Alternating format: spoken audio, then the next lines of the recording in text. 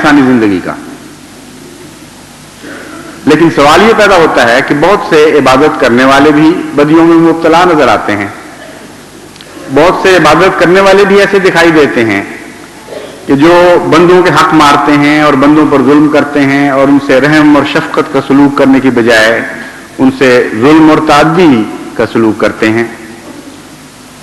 تو یہ کیسی عبادت ہے؟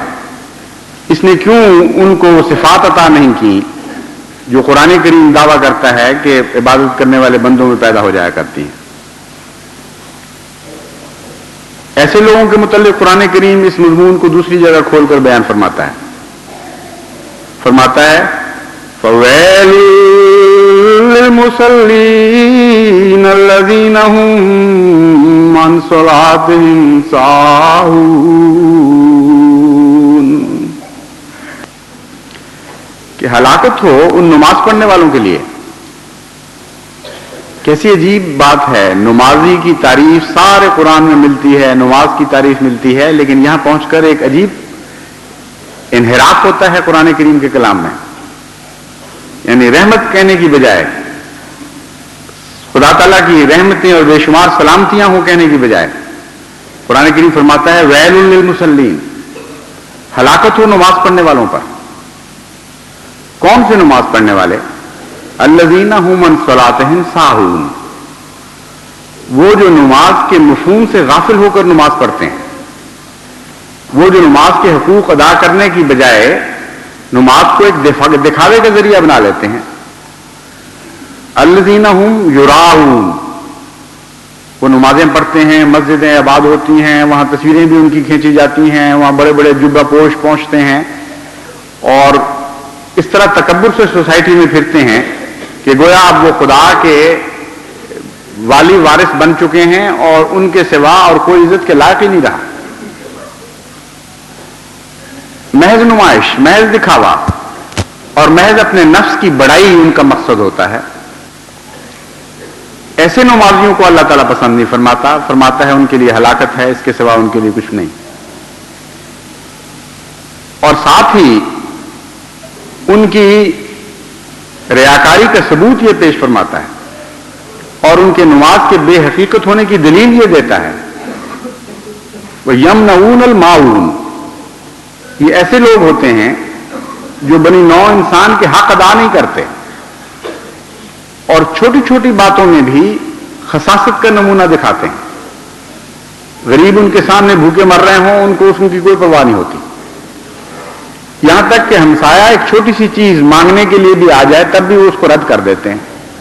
ہمسائیگی کے حقوق بھی ادا نہیں کر سکتے. تو سوال یہ پیدا ہوتا ہے کہ یہاں خدا تعالیٰ نے اس نماز کا نقشہ کھینچا جو دونوں جہات سے آ رہی ہے, نہ حقوق اللہ کو ادا کر رہی ہے نہ حقوق العباد کو ادا کر رہی ہے. اور در حقیقت یہ ایک ہی چیز کے دو نام بن جاتے ہیں. یہاں آ کر یہ مجمع البحرین ہو جاتی ہے نماز.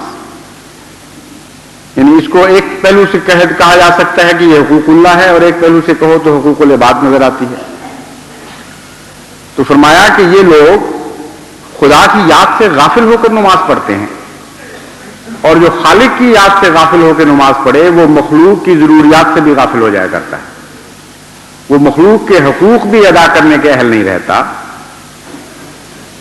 تو ایسی نماز تو بالکل بیکار اور بے فائدہ ہے جو برکتوں کی بجائے, جو ثواب کی بجائے لعنتوں کا موجب بن جائے. بس اس پہلو سے جماعت احمدیہ کو اپنی نمازوں کی حفاظت کرنی چاہیے اور یہ حفاظت دو طرح سے کرنی ہوگی. ایک اس کے ظاہری برتن کی حفاظت کرنی پڑے گی, ایک اس روح کی حفاظت کرنی پڑے گی جس کے بغیر نماز باطل ہو جایا کرتی ہے. ان دونوں پہلوؤں سے میں سمجھتا ہوں کہ بہت گنجائش موجود ہے. میں یہ دیکھتا ہوں کہ ربوہ میں نماز کا وہ معیار نہیں رہا جو قادیان میں ہوا کرتا تھا اور گھروں میں وہ تلقین نہیں رہی جس کے نتیجے میں کثرت کے ساتھ نمازی پیدا ہوتے ہیں. چنانچہ قرآن کریم کی وہ آیت جو میں نے آپ کے سامنے تلاوت کی تھی اس میں نماز کو قائم کرنے کا یہ گر بتایا گیا کہ حضرت اسماعیل کی مثال پیش کرتے ہوئے فرمایا کہ ابن اسماعیل کی ایک بہت پیاری عادت تھی، وہ اپنے اہل کو نماز کی اور زکوٰۃ کی تعلیم دیا کرتا تھا اور بہت خدا کو پیارا لگتا تھا.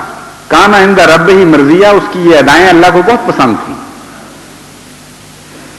کہ وہ ہمیشہ باقاعدگی کے ساتھ اپنے اہل و عیال کو نماز کا حکم دیتا تھا. اس میں یہ نقطہ بیان فرمایا گیا کہ نمازوں کا استحکام اور نمازوں کا قیام گھروں سے ہوتا ہے شروع.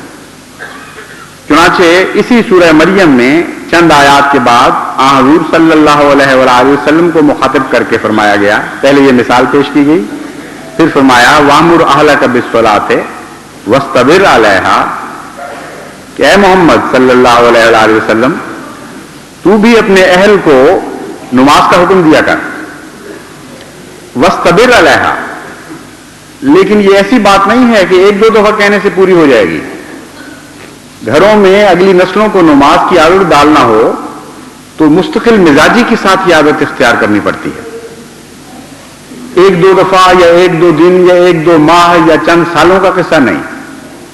وَاسْتَبِرْ عَلَيْهَا کا مطلب یہ ہے کہ جب تک تو زندہ رہے، جب تک تجھ میں طاقت ہے، اس پر صبر سے استقامت اختیار کر جا، چھوڑنا نہیں اس عادت کو. چنانچہ صحابہ مسیح موعود علیہ الصلوۃ والسلام میں ہم نے یہ بات دیکھی کہ نمازوں کے متعلق وہ اپنے اہل و عیال کو تلقین کیا کرتے تھے اور کبھی کسی حالت میں بھی ترک نہیں کرتے تھے.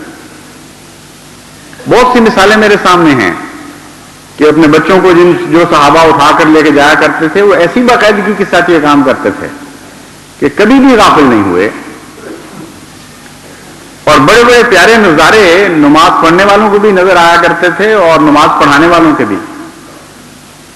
چنانچہ جن ماں باپ نے اس نصیحت پر عمل کیا اور اپنے گھروں میں نمازوں کی تلقین کو دوام کے ساتھ اختیار کیا، وہ یوں لگتا تھا کہ نمازیوں کی فیکٹریاں بن گئی ہیں. اور ان نسلوں میں آج بھی بکثرت نمازی نظر آتے ہیں جو دوسرے خاندانوں کی نسبت زیادہ نماز پڑھنے والے ہیں. چنانچہ ان صحابہ کی اولاد جو اس عادت میں ایک نمایاں امتیاز اختیار کر گئے، وہ نسل بعد نسل نمازی بنتی چلی گئی. لیکن بعض دفعہ ایسا ہوا کہ صحابہ یعنی مرد جو تھے ان کے اندر تو خدا تعالیٰ نے نماز کی حفاظت کا مادہ پیدا کیا تھا، مگر بیویاں کمزور تھیں، یا آگے بچوں کی جہاں شادیاں ہوئیں وہاں بے نمازیوں کے خون آ کے مل گئے تو وہ پانی گدلا ہو گیا. تو ایسی مثالیں بھی ہیں کہ نمازی پڑھنے والوں کے نمازیوں کے خاندان یعنی باقاعدگی سے نماز پڑھنے والوں کے خاندانوں میں بے نماز آ گئے اور انہوں نے رفتہ رفتہ اس سارے پانی کو گدلا کرنا شروع کر دیا.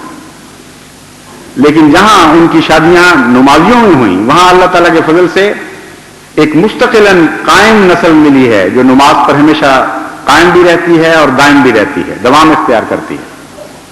وہم علی صلاتہم دائمین کا نقشہ کھینچتے ہیں وہ. اور اسی طرح بعض جگہ بے نمازی گھروں کی فیکٹریاں ملتی ہیں، جو وہاں سے پیدا ہوتا ہے بے نمازی پیدا ہوتا ہے.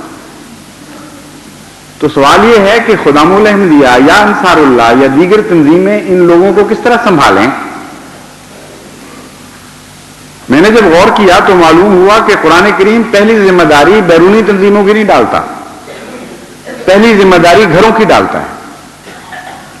اور یہ بڑا گہرا حکمت کا نقطہ ہے. حقیقت یہ ہے کہ اگر گھر اپنے بچوں کی نماز کی حفاظت نہیں کریں گے تو بیرونی دنیا لاکھ کوشش کرے وہ اس قسم کے نمازی پیدا نہیں کر سکتی جو گھر کی تربیت کے نتیجے میں پیدا ہوتے ہیں. بس تمام گھروں کو میں یہ تلقین کرتا ہوں کہ وہ بڑی کوشش اور جد و جہد کے ساتھ نمازی پیدا کرنے کی کوشش کریں. جو نیک مثالیں ہمارے ماضی میں ستاروں کی طرح چمک رہی ہیں ان کی پیروی کرنی چاہیے. بہت سی مثالوں میں سے ایک میں مثال دیتا ہوں اپنے چھوٹے پھپھا جان حضرت نواب محمد عبداللہ خان صاحب رضی اللہ تعالیٰ عنہ کی. ایسا ان کو عشق تھا نماز سے، بلکہ نماز با جماعت سے، کہ لوگ تو بہانے ڈھونڈتے ہیں مسجد میں نہ جانے کے، بعض دفعہ بیماری کے عذر پر، لیکن وہ بیماری کے باوجود مسجد جانے کے بہانے ڈھونڈا کرتے تھے۔ دل کے مریض ڈاکٹر نے بشدت منع کیا ہوا کہ حرکت نہیں کرنی، ایک ویل چیئر کے اوپر بیٹھ کے، وہ کرسی جس کے پہیے اپنے ہاتھوں سے گھماتا ہے مریض، وہ قریب کی مسجد میں، یعنی مسجد تو وہاں نہیں تھی رتن باغ میں، لیکن باہر سین میں نمازیں ہوتی تھیں، وہ باقاعدہ اس کرسی پہ وہاں پہنچا کرتے تھے۔ اور جب مسجد دور ہو گئی تو اپنے گھر کو مسجد بنا لیا، اور ارد گرد کے لوگوں کو